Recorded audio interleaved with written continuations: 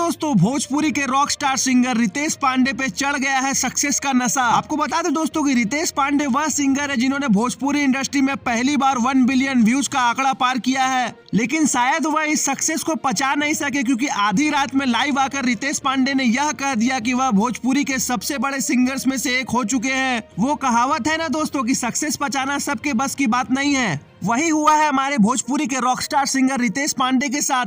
दरअसल रितेश पांडे बीती रात लाइव आकर कहे कि अब खेसारी लाल यादव और पवन सिंह का जमाना गया, अब जमाना आया है रितेश पांडे का। दरअसल रितेश पांडे के कुछ फैंस रितेश पांडे को बिलियन स्टार कहना शुरू कर चुके हैं। हालांकि रितेश पांडे कोई घमंडी इंसान नहीं है, वह हमेशा से सीनियर्स की रिस्पेक्ट करते आए, इसलिए भगवान ने उन्हें 1 बिलियन व्यूज जैसा मार्क देखने का मौका दिया है। हालांकि इस ग्रैंड मौके पे रितेश पांडे अपनी पूरी टीम के साथ केक काटते नजर आए, जिसमें सबसे पहले हेलोकॉन के म्यूजिक डायरेक्टर और लिरिक्स राइटर आशीष वर्मा जी थे। और आशीष वर्मा जी का भी साफ कहना था कि पवन सिंह और खेसारी को उनकी जरूरत नहीं है, उन्हें जरूरत है एक अच्छे गाने की जिसका म्यूजिक वह कर सके। दरअसल आशीष वर्मा जी का कहना यह है कि गाना अच्छे कॉम्पोजिशन और अच्छे लिरिक्स और अच्छे सिंगिंग से चलता है, ना कि नाम से। तो फ्रेंड्स, इस बात से आप किस हद तक सहमत है, कमेंट बॉक्स में अपनी राय दें और ऐसे ही रीन तरीन बेहतरीन खबरों के लिए हमारा चैनल को सब्सक्राइब करें दोस्तों।